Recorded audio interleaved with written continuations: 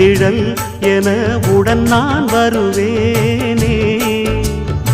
ஏழ் பிறப்பும் உயிர் துணை உனை நான் பிரியேனே.